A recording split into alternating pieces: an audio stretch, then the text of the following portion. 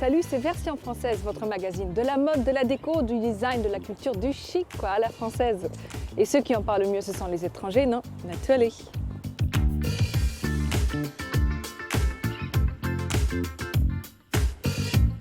Rencontre avec Pierre Favresse, le jeune directeur artistique inspiré d'Habitat.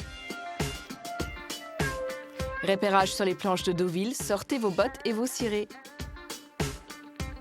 Focus sur les mignardises et autres gourmandises de la maison Fouquet. Relève avec la très en vue Gekero, marque du nouveau hype à la française. Et tout de suite, point de vue, un regard affûté sur les nouveautés stylées de la semaine. Chic, Version Française, c'est maintenant.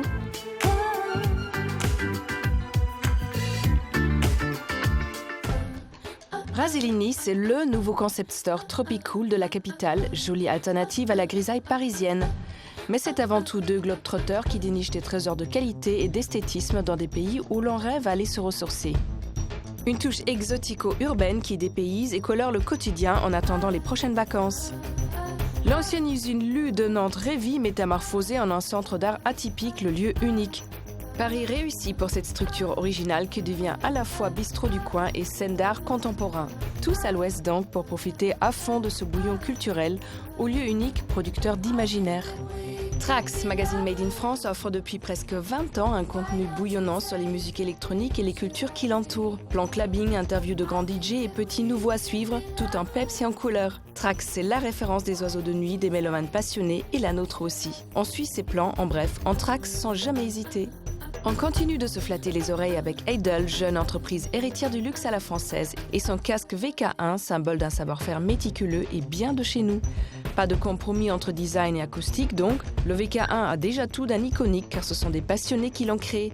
Chic et technique, c'est l'accessoire audio que l'on veut.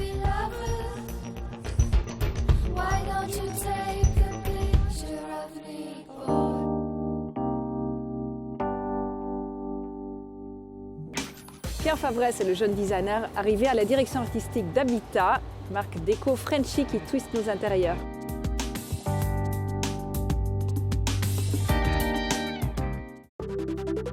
Pierre Favresse est un designer français comme on les aime. Il pense un design dans lequel on vit bien, il soutient la jeune création et le Made in France. Une façon de faire française, un dessin français, une vraie génération française, ses racines françaises et sa culture française, d'où le savoir-faire français. Quand on lui demande quelle est la différence entre les designers français et les designers étrangers, il répond « On est bien meilleurs ». Bon, plus sérieusement. On est reconnu pour notre réflexion sur le design. Les Italiens, les Allemands sont plutôt reconnus pour leur approche plus technique peut-être et plus directe.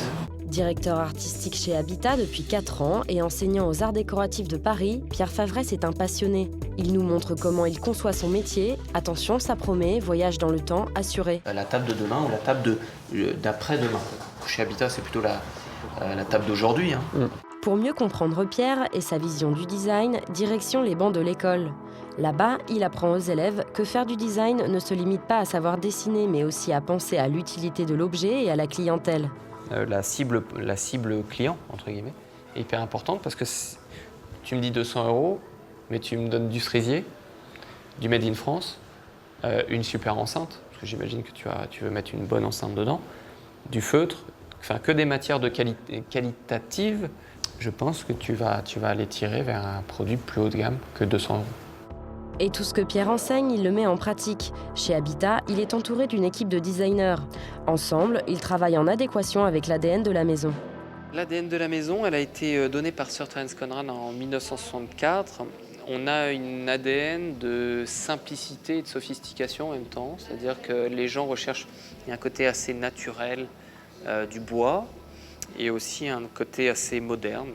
Et l'ADN, c'est vraiment cette fonctionnalité, l'élégance, le beau et l'abordable.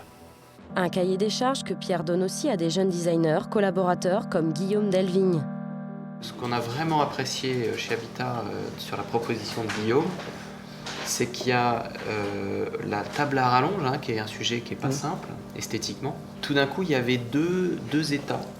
Il y avait la table fermée et la table ouverte. L'esthétique de la table change en fonction de ces états. Mais en règle générale, dans le travail de Guillaume, il y a une sorte de sensualité.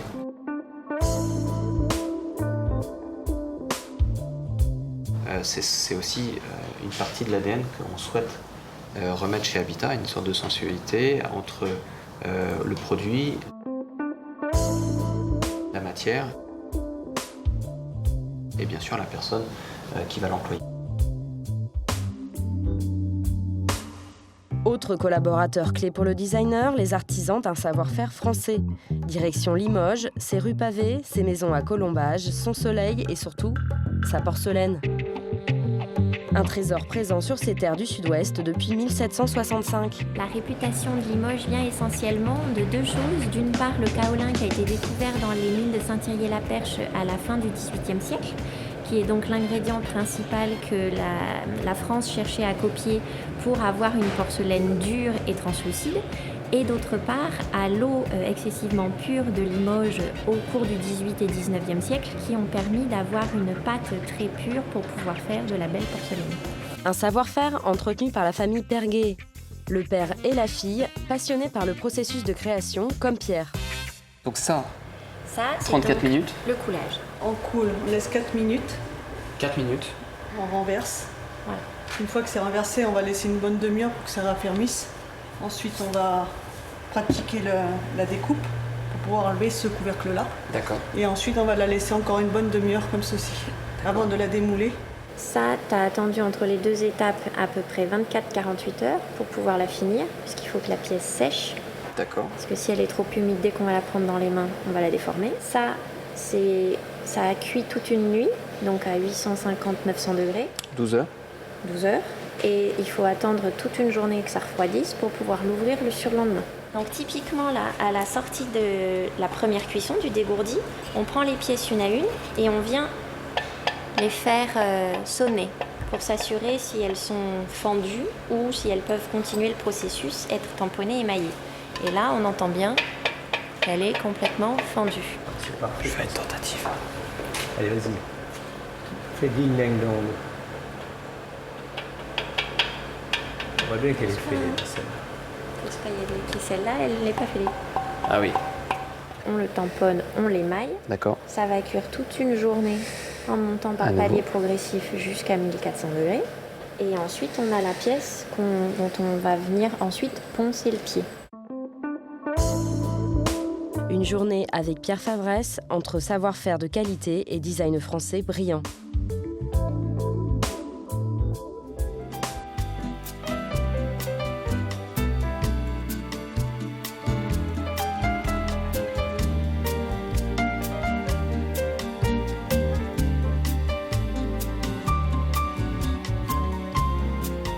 Bonjour Pierre Favresse. Bonjour Katharina. Vous êtes aujourd'hui à la direction artistique de Habitat, une marque qui a été créée initialement par Terence Conran en 1964. Et il s'est basé sur le lifestyle français, sur le savoir-faire français. Savoir-faire. Déjà en 1964, comment ça se fait? Alors oui, en 1964, Sir Terence Conran en Angleterre se baladait en France et sur la base d'observations et de la générosité française sur les autoroutes, sur les routes de France, dans les restaurants, on servait beaucoup de vin gratuitement, etc. Et puis sur les marchés français aussi, cette espèce de joie avec ces montagnes de fruits, de légumes. Et il a voulu transposer cette joie de vivre en Angleterre dans un magasin de design et de lifestyle, puisque Sir Terence Conran est un designer anglais. Alors vous parliez tout à l'heure justement de l'ADN de Habitat, qu'on peut peut-être résumer en 3 mots, beau, utile, accessible, Ouais, c'est ça? Tout à fait. Ouais, tout à fait. Et du coup, pour vous, est-ce que c'est toujours facile de se tenir à cette ligne éditoriale? Est-ce que ça vous brime dans votre créativité? Parfois, vous dites, bah, ça, j'aimerais bien réaliser ça, mais ça va être peut-être trop cher. Ou est-ce que les contraintes, justement, vous rendent créatif? Alors, c'est dans la contrainte qu'on devient créatif. Bien sûr, on sait qu'on ne va pas pouvoir... on va être contraint par certains matériaux. On ne va pas pouvoir employer certains matériaux, c'est pas grave. Mais c'est un exercice très intéressant. D'ailleurs, tous les designers qu'on a contactés pour travailler avec nous acceptent immédiatement parce qu'ils savent que c'est un des exercices les plus difficiles de faire un beau design à un prix très abordable et aussi à un design exclusif. Donc ça, c'est assez complexe.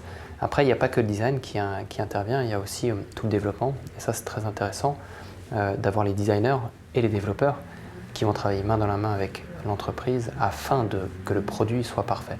Et donc c'est aussi pour ça que c'est important d'avoir un studio de design intégré.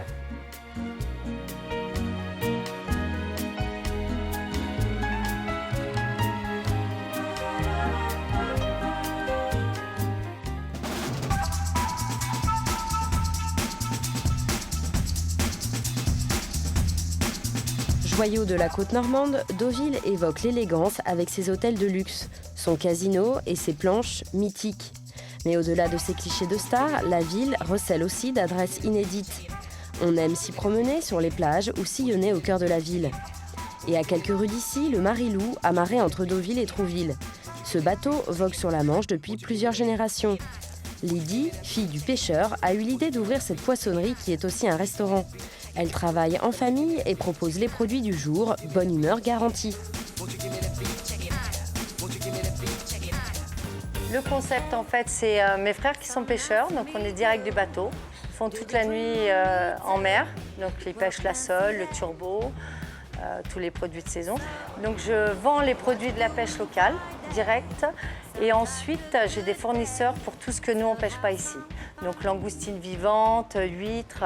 Donc le principe, c'est les clients qui rentrent dans ma boutique, je leur montre l'étalage de poissons, et tout ce qu'il y a sur l'étalage peut être mangé directement sur place, donc cuit à la plancha devant le client. Maintenant, un petit dessert, une glace serait bien méritée. Celles de Martine Lambert sont réalisées de manière artisanale et à Deauville, c'est une véritable institution. Les glaces ont quelque chose de très particulier, c'est qu'elles sont faites à partir de fruits frais la plupart du temps, ou de fruits frais que nous avons reçus puis congelés. En aucun cas nous n'utilisons de purée de fruits surgelée. Et à voir tous ces gourmands venir chercher leur cornet, on ne doute pas de leur goût authentique. Les glaces sont particulièrement savoureuses, sans doute parce que d'abord je m'exprime à travers ce produit, comme tous les gens qui exercent des métiers de bouche. Et donc je le fais sans doute sans tricher, avec les plus belles matières premières que je puisse trouver. Inutile de prêcher des convaincus. Et pour terminer en beauté sous ces quelques rayons de soleil, notre coup de cœur, la Villa Joséphine. Alors nous avons imaginé cet hôtel comme une pension de famille du siècle dernier, début 19e très exactement. J'ai voulu que chaque chambre ait un lien de parenté avec le créateur de Deauville, le duc de Morny. Par exemple, vous avez donc la chambre Joséphine, qui n'est autre que la grand-mère du duc de Morny. Évidemment, il y a la chambre impériale qui clôture donc la décoration des 8 autres, assez spacieuse avec un balcon, une vue sur mer. Donc elle clôture vraiment la décoration empire que nous avons voulu donner à notre hôtel. 3e empire exactement. Nous serions bien restés plus longtemps, mais nous devons déjà quitter Deauville avec des souvenirs pleins de style et gourmands. Une ville accroche-cœur, comme le nom de cette œuvre d'Antoine Arnoux. Vous pourrez y sceller votre amour avec pour seul et unique témoin la douceur de la mer.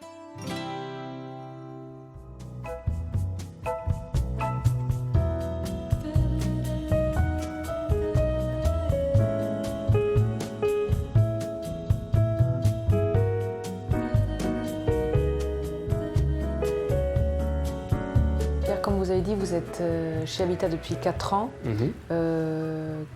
Qu'est-ce que vous avez envie d'apporter, d'y mettre, vous? Moi, depuis le début, déjà, j'ai envie que les gens retrouvent l'habitat de Sir Terence Conran, parce que c'est pas mon habitat. Déjà, Habitat appartient au client. C'est une marque formidable. Et j'ai un flambeau. C'est le flambeau de Sir Terence Conran. C'est pas le flambeau des directeurs artistiques qui m'ont précédé, mais moi, j'estime que j'ai le flambeau de Sir Terence Conran. Après, ma personnalité est plutôt liée aux belles matières. Donc ça, c'est quelque chose que j'ai envie de ramener. La matière, la vraie matière. C'est-à-dire qu'on ne fait pas de fausses matières. Si c'est du bois, c'est un vrai bois, c'est du vrai marbre, vraiment la préciosité de la matière, pour moi, est très très importante, mais ça, c'est lié à mes 2 formations. Un petit mot pour finir sur le côté vintage d'Habitat. Habitat a ouvert au marché des puces Saint-Ouen, Oui. comme un grand hangar avec les objets vintage d'Habitat. Pourquoi? Est-ce que c'est pure nostalgie? Est-ce que c'est vraiment une tendance d'acquérir un objet un peu unique, puisqu'il n'y en a plus beaucoup? Alors, c'est pas vraiment de la nostalgie, même si au début, on en a eu un petit peu. C'était surtout, donc c'était l'idée d'Hervé Djaoui, notre PDG, et son idée c'était que la marque a une vraie histoire, et c'était de replacer la marque dans une temporalité. Donc c'était en 2013, quand on a ouvert 2012-2013, quand on a ouvert cet espace, et c'était de dire, regardez, Habitat, ça fait quasiment 50 ans qu'on est là, et regardez tout ce qui a été fait avant. Donc c'était un peu pour remettre un peu l'ADN et nos racines, ce qui nous a servi aussi, puisque ça nous a permis, avec l'équipe de designers, d'aller voir comment les choses étaient fabriquées, d'aller voir aussi certains modèles qui sont toujours d'actualité, et on a envie de dire qu'ils sont toujours très modernes. Donc voilà, et ça fait partie d'un échange, parce qu'en fait on s'est rendu compte qu'il y avait beaucoup de clients Habitat qui avaient des produits chez eux et qui ne souhaitaient pas les jeter, mais qui étaient plutôt intéressés par les échanger ou les revendre. Merci beaucoup, Pierre. Merci beaucoup.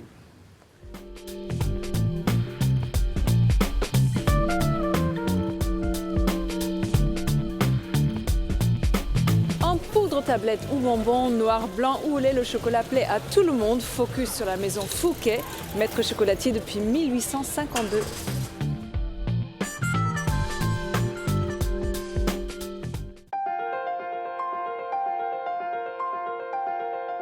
Il est praliné, sucré, parfois fruité, parfois épicé.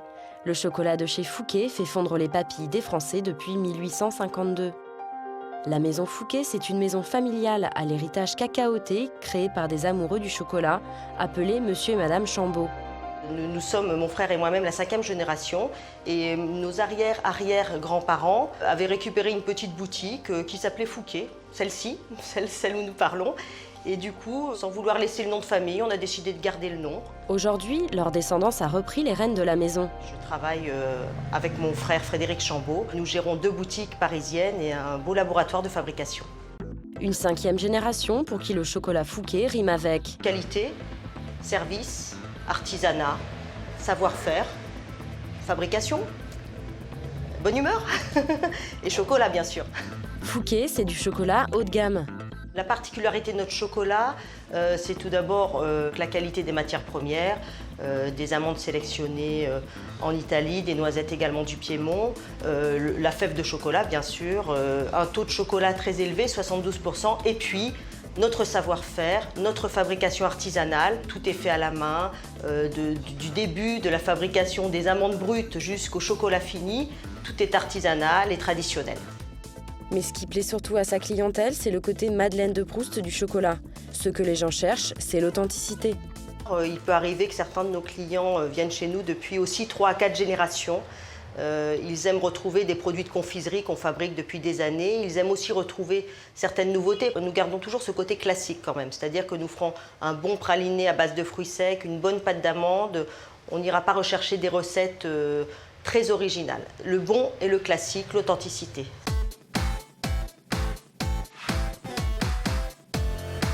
Donc là, nous sommes dans la fabrication du praliné lors de la 2e étape. Après avoir été fabriqué puis broyé, nous l'étalons sur des plaques et nous allons le découper de façon à l'enrober plus facilement dans notre laboratoire de chocolat en face. Donc l'idée, c'est que nous travaillons avec une guitare, hein, c'est son nom, qui contient des fils de fer très rigides et qui va permettre de découper le chocolat en petits carrés. Donc là, vous êtes ici dans le laboratoire de chocolat, donc, où se font tous les enrobages. Nous avons les 2 seules machines de la maison, une machine qui enrobe le chocolat pour rendre du chocolat au lait et une machine de chocolat noir. Donc nous allons placer les intérieurs sur un tapis et ensuite ils vont être recouverts de chocolat et décorés à la main à la sortie.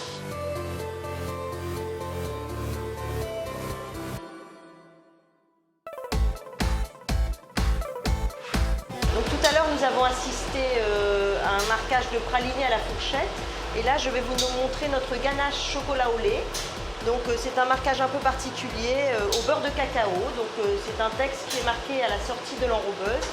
Et on peut tout faire. On peut faire des logos d'entreprise, on peut marquer des dessins, des photos. Voilà, c'est l'originalité du beurre de cacao sur les chocolats. Donc une fois que les chocolats sont fabriqués et sont marqués au sortir de l'enrobeuse, nous les plaçons sur des plaques. Et après quelques heures passées à la climatisation, pour que le chocolat prenne bien, nous les rangeons dans des boîtes qui seront stockées ici, puis envoyées dans les différentes boutiques selon les besoins. En résumé, le chocolat de chez Fouquet, ça donne envie d'être chauvin à chaque bouchée et d'en croquer à volonté. Sans chocolat, rien ne va.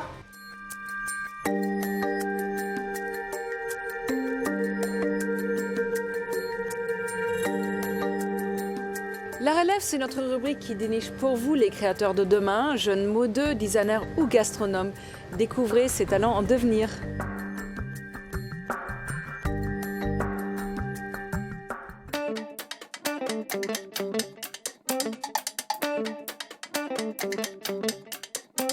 Gekero, c'est une marque française créée en 2011 par un frère et une sœur, Philippe et Marguerite Barterotte. En fait, ça va si je regarde toi?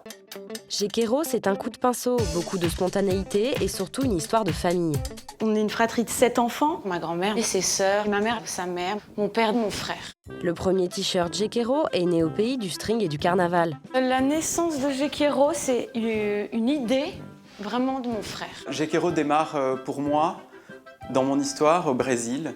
Il était en voyage un peu en mode... il avait tout largué. Et il vivait au Brésil et il faisait rien. Je trouve rien sur place, que des choses un peu conventionnelles. Il avait envie de porter des t-shirts là-bas. Beaucoup d'œuvres de graphisme et très peu de dessins et d'art. Il voulait faire comme les autres, mais pas vraiment comme les autres. Et je demande à ma sœur, ma petite sœur, de m'envoyer un dessin. Elle dessine depuis toujours, je collectionne ses dessins depuis toujours, je suis assez fan de ce qu'elle fait. Il m'a demandé des dessins et je lui ai envoyé des dessins. Et je me fais mon propre t-shirt avec un de ses dessins au Brésil. Marguerite, quand elle voit ça, de l'autre côté de l'Atlantique, elle n'a pas d'atelier. Au Brésil, il y a des ateliers de sérigraphie dans la ville. On peut faire la toile, une sérigraphie et se faire son t-shirt, un peu comme on va faire développer une photo ici à Paris. Et pendant 3 ans, j'ai peint des vêtements parce que tout de suite, ça a été encourageant parce que des gens me les ont demandés, je les vendais. Et du coup, elle se met à dessiner sur tous les t-shirts de ses amis, en fait.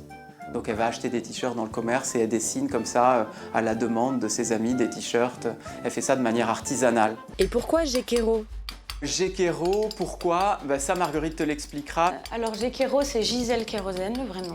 C'est un court-métrage de Yann Kounen, le breton. C'est des sorcières qui font une course sur un balai moteur à la Défense à Paris, ça n'a aucun sens. C'est mon frère qui m'a appelé Gisèle Kérosène pour se foutre de ma gueule quand on était plus jeunes, quand on faisait de la musique ensemble. J'ai gardé ce nom, si tu veux, mais l'histoire, elle est marrante, mais je m'identifie pas du tout à ce que c'est. Et mon frère a voulu changer de nom et quand on a commencé à être sérieux, mais j'ai pas voulu. Marguerite B, ça fait Agnès B, puisque je m'appelle Barterotte. Marguerite, ça fait vache qui broute. Enfin, j'aime bien mon prénom, mais non, pas Marguerite. C'est long, en plus. Et Gekero, ce que j'aime bien, c'est qu'il y a un petit côté japonais. Marguerite, c'est l'artiste de la marque. Je réponds à 18 questions en une, hein, ça te dérange pas. Ce qu'elle aime, c'est peindre sur les vêtements. J'utilise une peinture à eau, en fait, qui sent pas mauvais, qui est diluable à l'eau et qui, sur les vêtements, quand elle sèche, elle s'accroche bien. Et après, une fois que c'est sec, je le repasse très très chaud. Et je la fixe. Je fais jamais les contours des formes. Et ça, c'est ma formation de peinture qui m'a amenée à ça. Si tu commences à faire des contours, tu fais Mickey ou Tintin, et c'est pas très beau sur les vêtements. Ce qu'elle adore, c'est dessiner le mouvement. Ce qui l'inspire, ce sont les animaux hyper colorés. À une époque, j'ai acheté des trucs dans des fripes. Tu vois, cette veste Levi's, elle date de... L'étiquette, elle était orange, je regarde. Années 70. T'en as plus beaucoup des comme ça. Et j'ai peint dans le dos un joli tigre un peu violent. Mais par-dessus tout, son moteur, c'est l'amour. Cette chemise s'appelle la couple X. On ne voulait pas l'appeler Kamasutra parce que bon, Kamasutra est un mot très galvaudé, mais c'est une chemise qui donc montre des petits personnages qui s'accouplent. Ce qu'il faut retenir de cette chemise, c'est que oui, Il y a des poses qui sont quasiment pornographiques, mais le grand tour d'art qu'elle a réussi à faire, c'est que c'est pas vulgaire. Gekero, c'est comme un Kinder Surprise. C'est bon, c'est beau et c'est cadeau. Et je l'ai pas fait exprès, mais il y a de la joie partout.